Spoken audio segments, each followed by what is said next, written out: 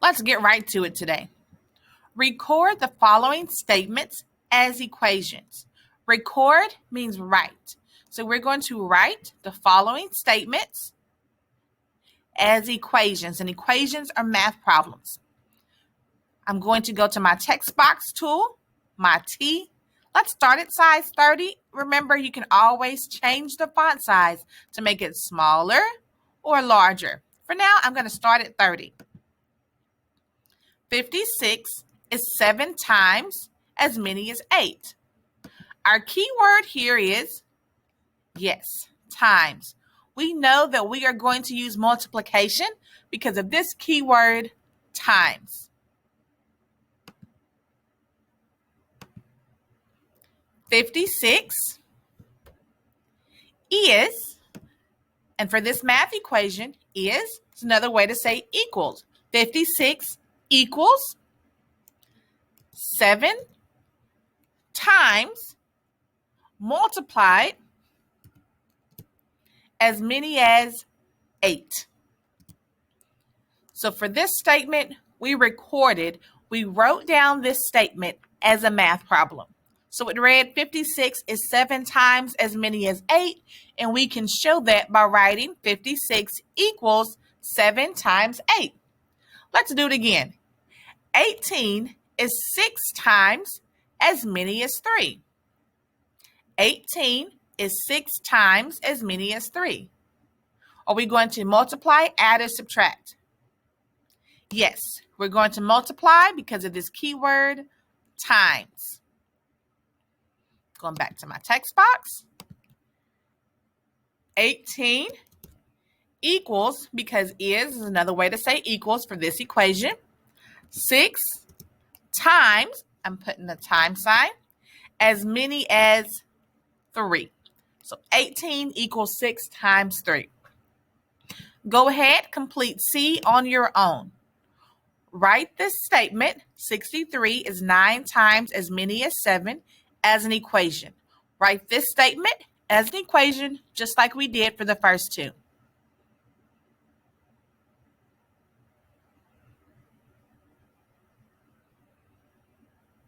You may pause this video to take all the time you need to record C. Use an equation to answer the problems. So this time it's not a statement, they're actually asking us something. We know that because of our keywords. What lets us know there's a question. What lets us know there's a question. And we see the question mark. So this time we have to find the answer. We have to find the product. What number? We don't know, so let's put M. Remember, we can use letters for our unknowns. M, what number? M, because we don't know yet, equals 5 times as much as 5. Well, 5 times 5 equals, yes, 25. So now we can actually put an answer, 25, instead of the letter, the unknown, because now we know 25 equals 5 times 5. What number is 5 times as much as 5? 25. First, it was unknown, but we multiplied 5 times 5, and now we know our unknown number is 25. Solve B on your own. What number is 4 times as much as 3? Remember, you can use a letter for an unknown number until you solve it, just like we did here. Go ahead, pause this video to complete B. Use the equation to 6 times 8 equals 48 to write a multiplicative comparison number story. How can we use this equation to write a number story? I'm going to change my font size to 24. Jill had $6. $6. Her mother had 8 times as much money as Jill. How much money did Jill's mom have?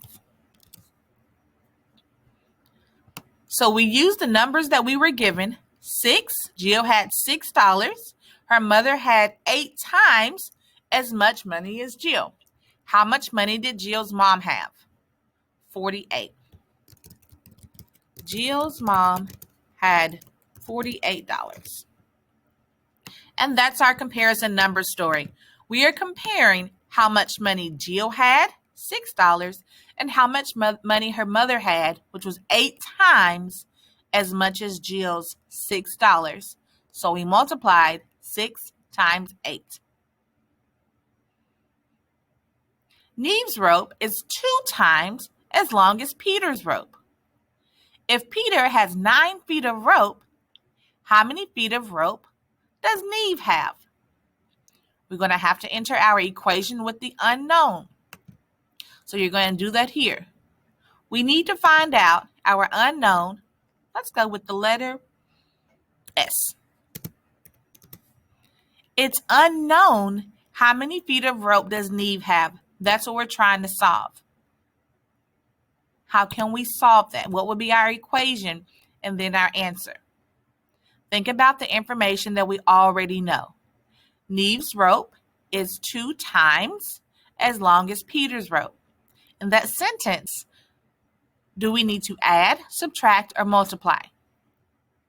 Yes, we need to multiply because we see times. Now you know that you are using multiplication. But what 2 numbers are you multiplying? I'll read it again. Neve's rope is 2 times as long as Peter's rope. If Peter has 9 feet of rope, how many feet of rope does Neve have? On this line, you are going to